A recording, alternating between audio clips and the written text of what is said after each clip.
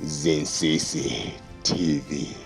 Alex Kamangira apapa ndofuna ndikupatseni magawo osiyana-siyana omwe akhala ukamba anthu odziwika bwino komanso ndi zomwe amachita. Ndipo apa kuli Wanda Msisia aku Times TV akuti nawonso apanga katangale.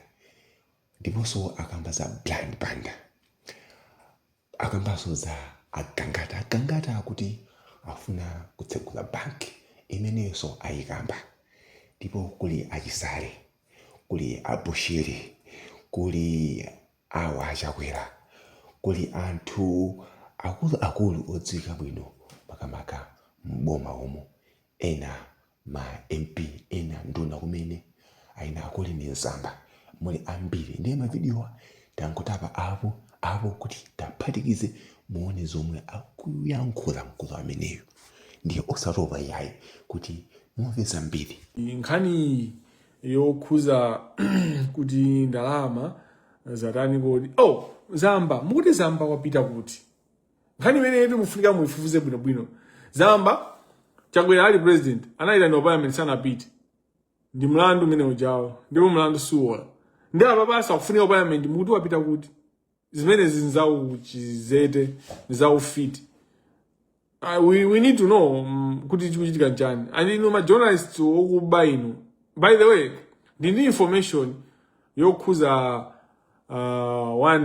Wanda Msisha waku Times uyu amene ananena akamangira sana noti kamangira.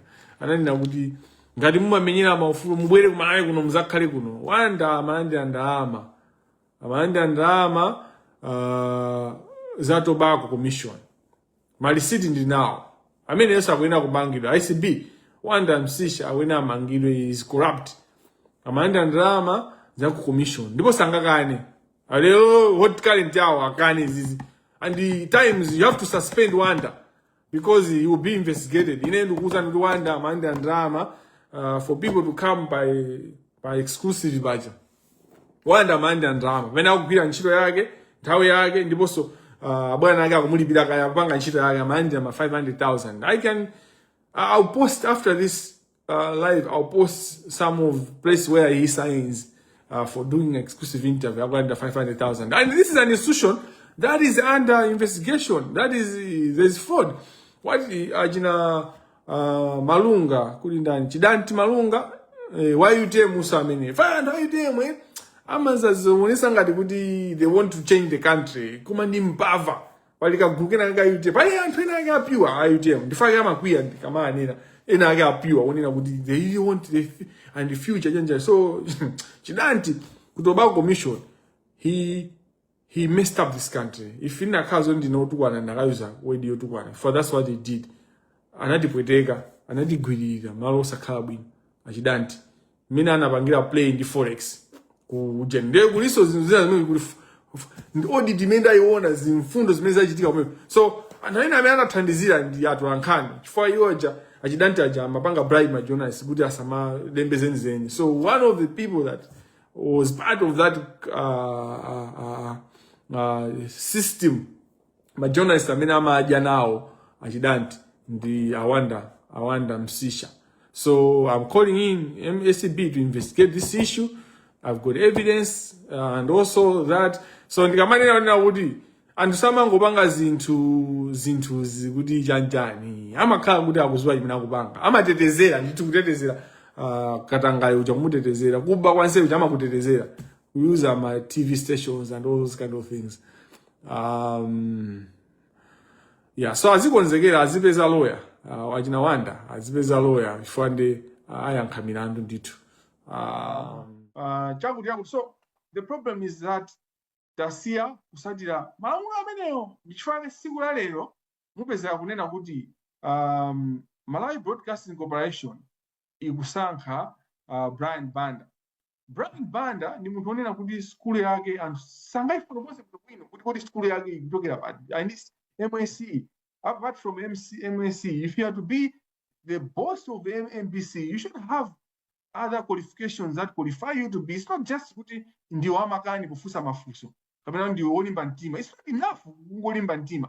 You need to have zokuti but you see kuti we as a country tasiya kusatira ndondomeko zakayendesere kwa maubale athu. So maubale athu amayendesedwa ndi ndondomeko imene imanena malamulo lero. So ngati kusankha kwa munthu amene akuyenera kukakhala director wa MBC pali akuyenera kupanga advertise, anthu aja ndikubwera kupikisana ndithu ndikuona kuti uyu andiza bwino izi koma titenge uyu chifukwa chakuti.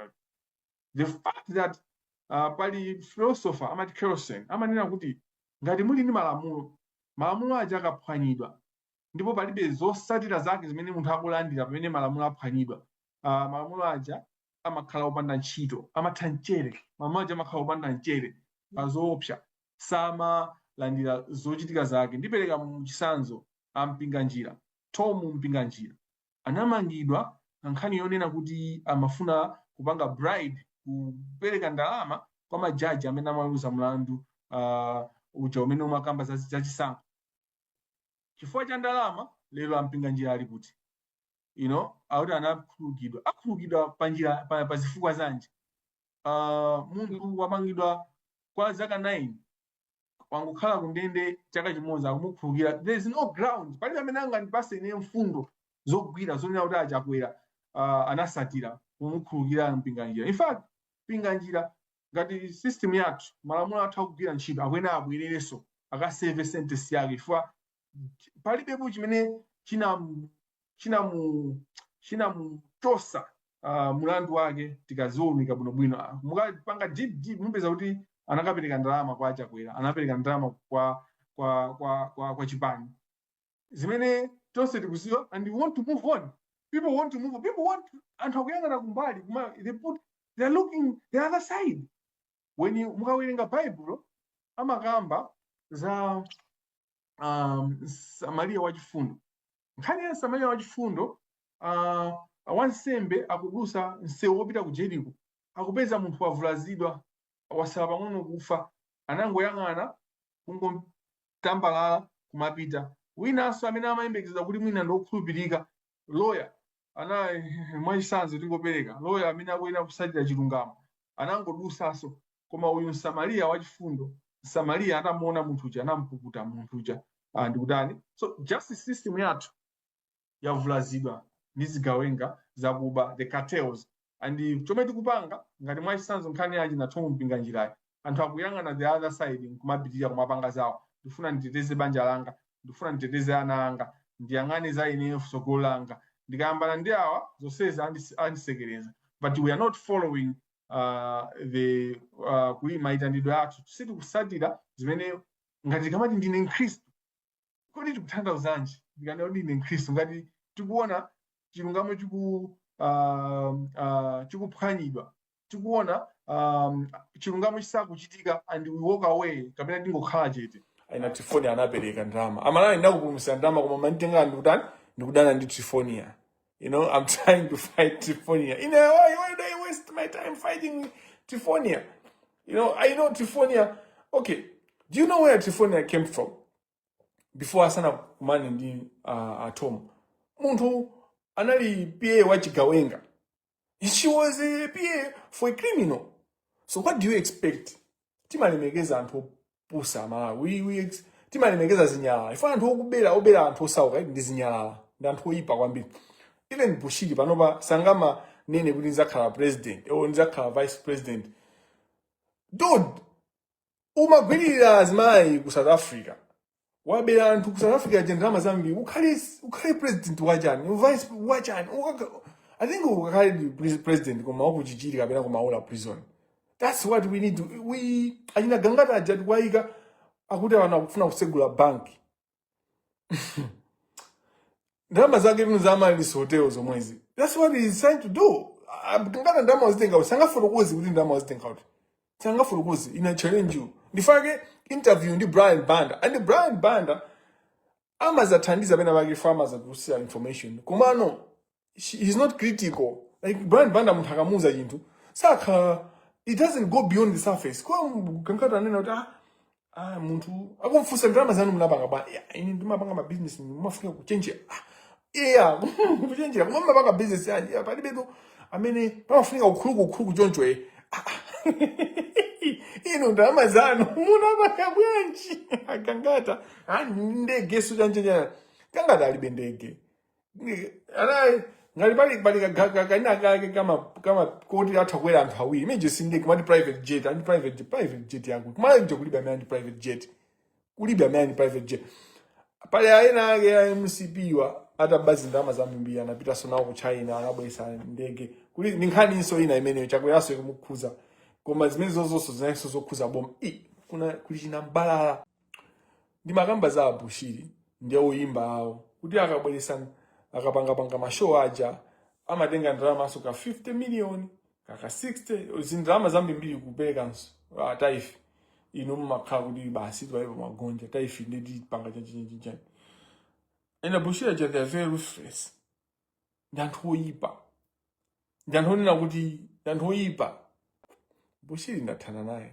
amene musatirabe kuti ndi prophet ka chanchani it's your choice but is stealing from the poor forex jet akaitenga anthu aja and nkhani imene ndifuna kusindika pa the Karims forex jet akaitenga ikakhala kuti mdziko mulibe forex zinthu zathu zambiri ife Malawi timagula maiko akunja chifukwa tilibe ukadaulo opanga zinthu zambiri zimene timapanga komanso we are very consumeristic. We consume timagula zinthu zosafunikira. We want to be sitinafikepo. One of the things timafunika ndiziona sitinafikepo ziko athu meli ili pa zinthu zake sitiwena kumakhala nazo kapena kumagula. The reason why forex imasokonekera ifoti we want to live a life that we haven't achieved as a country. Ziko general sauka. So ziko kalo sauka. Even the rich people, they live a poor life. Hello. And amena kabo kunjet. They created the system yonena kuti kandi osauka kandi olemera nonse mundi chance yobanga live a comfortable life at least kuti boma likupasa nyumba mashopu malowa mashopu ofanana. The distinction imanga the extreme rich and the rest. Komano between the poor, the middle class, the chanchani, the rich, a bit rich, tima yuza mashopo fanana. Zova zimene tima gula izizi, iyo sama gula zomwezo. Komano the extreme rich, ma celebrity aja, antole mena kuti andi ndege. Osati ma mbalani zimene akunena amanena aja na gangata they claim to have ndege.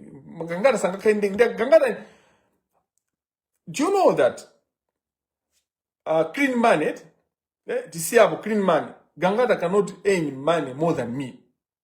If we are to clean money, the work that I do, nchile meni magwira ne expertise wanga. Ukadaulo wanga umeenda punzira mucha. Gangata sagu ina kubanga earning more money than me. So if Gangata is earning billions, I need to ask, Gudi, Gangata kubeza wanji ma billion. How is Gangata a billionaire? And that's what every educated person has to rise up. And how ku chanko inu, ma professor, aku pole, kaya aku CU, kaya aku Blantyre University, kaya aku Livingstonia. Tabanga ni rise, ajina Ntumbuka, Matthews, Mwawina, WMP. I hope something good will come from there. You know, there was a point where I had hope in Tumbuka, Matthews. Of course, they have reservations. Now you are in parliament, let's see. Come on, no. Cody, how are people, I mean, having a lot of money in that country? If we are to just do a lifestyle audit, we'll find half of the houses that are built in Nongwe,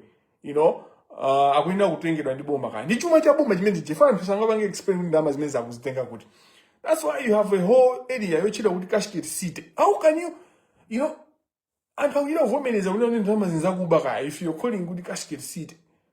A lot of people sanga for the rose jumajao. Now, and how many sanga for those good jumajao in a gangata judge and then I decide how do you withdraw case ya jisale yokupai pa case yonina wunina wudi jisale yo even knows wunina wudi dramas singazi for the rose jisale cannot explain his worth. Dramas major case major si bangiba withdraw in any withdraw it's illegal, it's unconstitutional what you have done. So any act that is unconstitutional, any act that is like a section 5, any act that is unconstitutional, it's invalid. So the decision to withdraw the case Chisale is invalid. Honorable DVP know this. Honorable Minister of Justice know this. And Mr. President Peter Mutharika, Arthur Peter Mutharika, Professor, and Madam Vice President, and how I know they are not corrupt. And corruption may be accusa. At least these two people. I can tell you for certain. Ineo Fufuzidanga. APM, Jenansa, Sisu accusa. Mafuzidanga. Ena Singabange vote. Come these two I can vote. The presidency, as it were. Ena Sindikuziwa. Ena Namendu Wachua. Madwa Chisale Abu and dramas means Jazo. Chisale will not touch that money the way we are going. And so the Chisale ndi mutu mmodzi, you know. ADSA akwena yanki milandu yake. Ndipo milandu imeyaba ngudo it's unconstitutional. So you should ask any professor of law, any act that is unconstitutional is invalid. So the withdrawal by the DVP is invalid, and Faustino Maele, you are ukutuonjeza. Faustino Maele ukutuonjeza ufera zaini yake. Kalia yako itera. When I say ufera zaini yake, kalia yako itera, because you are an intelligent person. Kuma ukurugu Faustino sana yambeleo. Amini tukumuziwa. You know, nzelu zili hapo, criminal ama izia kuma ukurugu. Faustino sana yambeleo. Ndiza mpangira tsiku lake Faustino Maele. Faustino ndinzanga guy. You know, we are fellow Catholics, and all that, and my Catholic, I mean, we kapa tsogolo kuma ononga dziko la Malawi titana nani. Kufa mpingo watu akatolika ndi chiphunzitso chake. Nditi onesa kuti chigwise ntchito mpingo kulimbana ndi akatolika amene akubera Malawi, because our philosophy, our catechism imaletsa zimenezo. So tiwena mpingo tizuke. We can't just allow. We will use the structures that we have. Chimene amapanga anthu amene wachimechi chiopsa kwambiri nchonena kuti they are even working with the banks. There are a lot of issues. Anthu akuziziwa ndipo Reserve Bank of Malawi mapanga investigate afia and information. They have the data. But ajesera anaopsezera kuti amene wasiyeni. So every officer amene akukanika kugwira ntchito yake fano waopsezera ndi politician akwenaso achosedwe. He or she is not worth the position, and they are doing injustice to Malawians. Akuwala kuira Malawi posamanga mbava ngati Karimu. So ineni kwa itanaso police kamange ni Karimu mangu. Oh, by the way, the banders lawyer ni mwana wake are involved ndi ukatangala umene Adolphe Shonga ndesikwena so kuti achule mu kakami mu bweza azeze nde afera zaini yake if it knows koma sunga kakamizi madness ija within the system ya music, it's being used to defraud, you know. So my bank, what is happening with the banks? Oh, Bene, what mandani? Amadi motivation speaker with Bena. Dan. Kamule mbenu uyu. Zinage. Kaneno anayiti nkulu uyu. Ama chuka kumani na kuti ye wanapanga drama. Wapanga advice. Wapanga financial advice.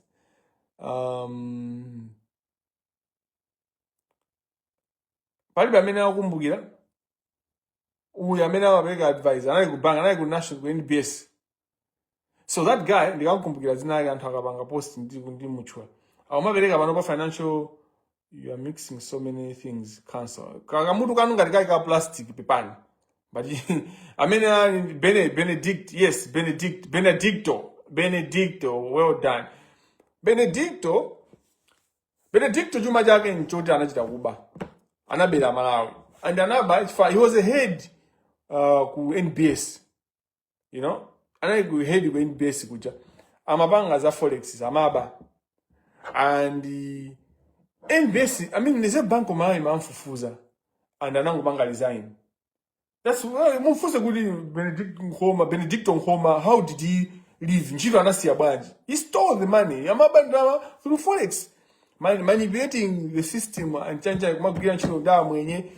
And muti mfufuze bwino na Benedicto Nkoma. Kudi mafufuze bwino. Mbeza kuna wasota na shama, they are involved. So Benedicto, the one of the people that has to be arrested. Si munthu onda kuti azima pa chilundu kumana kuti financial ine chanchani kumalawi. Anthu onena kuti apanga crime amalimba mtima. Amalimba mtima ndikumayima pa chilundu kumanena kuti muzilimbikira. There was a time munthu osatira Benedicto Nhoma anazayankhula pena pake kuzaninyoza ine pa post yake ndamfunsa Benedicto kuti nakangopita wana Benedicto awande ayankhe ine ndamusiya kuti ndamusiyeni kana ndimusiye komano because we're talking about this issue ye Karim's forex chanchani Benedicto anabandalama and anabandalama through manipulation of forex. And it is a bank. What was happening with NBS is that at some point, they were doing a fraud within the bank where amagula ndalama zija mu kwerapo kuposera ndi mmene Reserve Bank of Malawi aperekera kuti Reserve Bank imapanga control kuti ngati mufuna kugulisa dollar pa mtengo ma price amene ajawo, they are the ones that do it. But within NBS Bank, they were amapanga ma illegality onena kunena kuti amagula modula amagulisaso modula. So they were having forex exchange. So because they were having forex, then the system manager amapeza security. So that's a systematic fraud.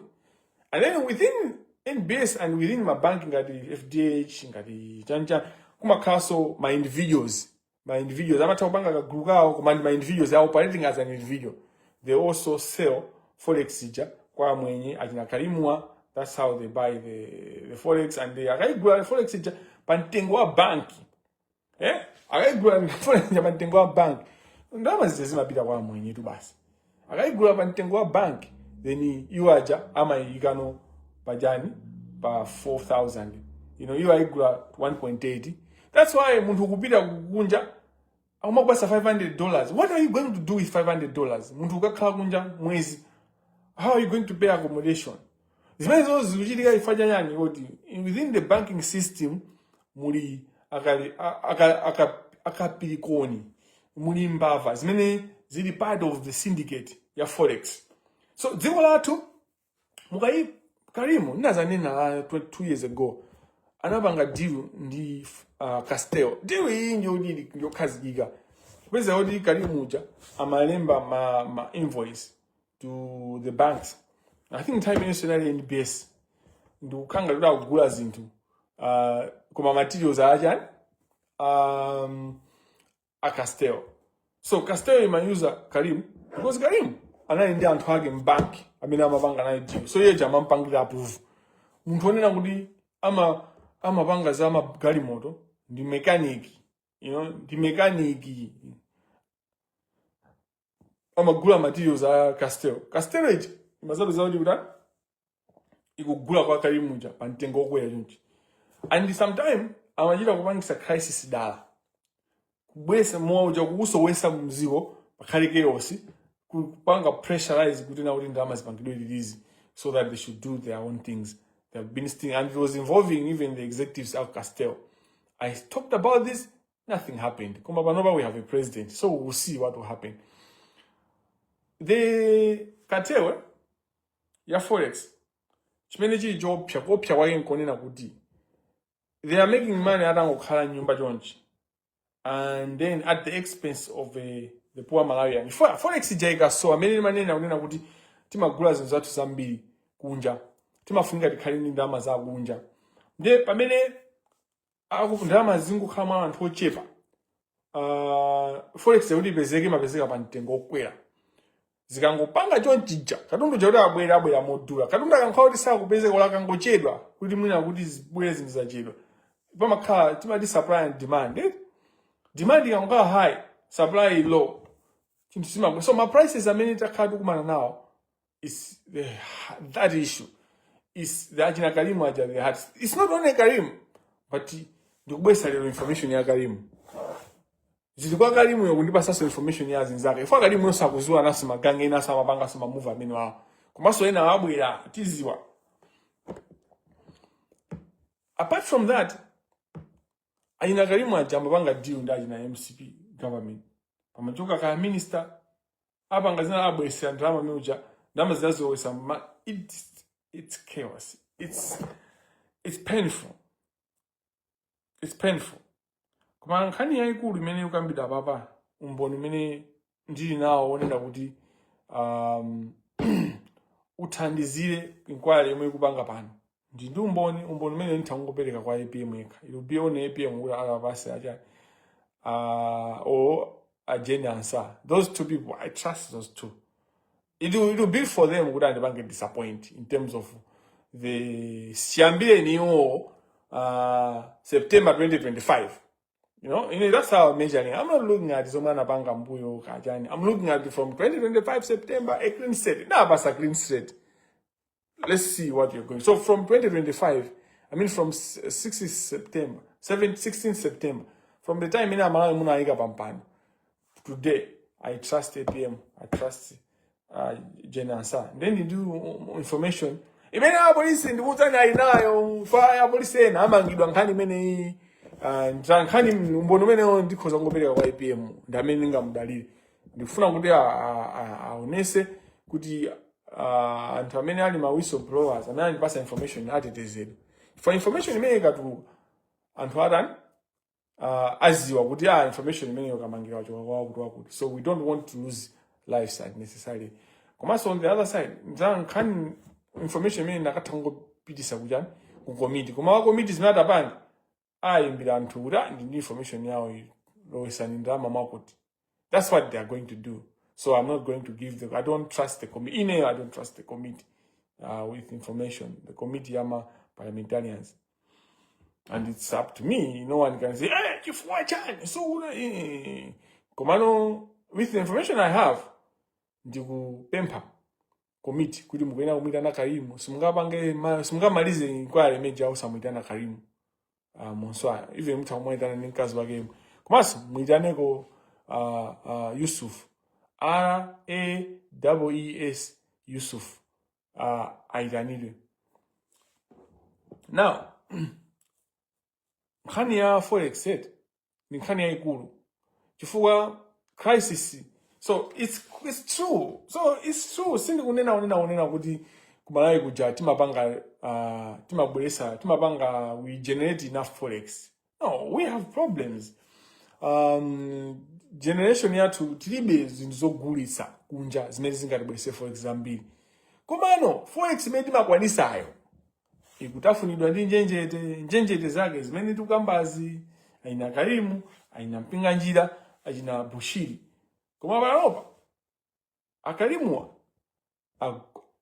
apezekaso kuti akumana kapena akhala involved ndi nkhani ya Amaldi's Hotel. So as I conclude, ndalama za Amaldi's Hotel amene wazithamangisa ndi Karimu, Monswa Karimu. Ndipo ndi ma accounts kumene ndalama zimapita, ndipo ndi mayina a police fiscal amene akuziwa zimenezi ndipo sanapangepo kanthu amene akudya limodzi ndi Karimu. Koma apolisi amene onse atha kuziwa sa police ena mpaka na kumtunda. Fa ma structures ena a fiscal police abwana amadya nawo. Anyamata aja akapanga mamuva ndalama zina zimapita kwa abwana. So you can even trace how these movements were. Malawi ndo atha kupulumutsidwa ndipo timpulumutsa ndife aini yake. Let's not waste time these zinthu basi tapa mwamba. Can we arrest Karim? Can we arrest the police officers? Can we arrest Shama uyu Sabrina? Can we arrest Yusuf Wakulimbiu? Raise Yusuf. Can we arrest Ajina Chisale, Ajina Mbeta, Ajina Collins McGrath? Can we arrest these people? Santu wao na bulumbulu sawa kwa na 20. Nantu chepa kwambiri. Nantu chepa for 29 billion. That was Mrs. Zasokunukia 29 billion. Timanina utamanga 100. Tufani Amazon Zambiri. Kuma baba 20 sawa kwa na. Kuma antamina wena amangibli nditu. Mirandu yao umboni ulipo nditu. Zina zote zikambirana abe. Kumano the hypocrisy ya parliamentary legal, not parliamentary legal affairs. My conduct committee many. Public account committee, where they have just been calling witnesses and asking the witnesses to speak. They are saying, but I've been doing this work for the last 2 years. But no one even in parliament has said, Kamangira Uchakudi, and at parliament, what are we doing? You know, how do we secure him make him safe? Even why did we have a public conversation with him where he shares what he has and all that?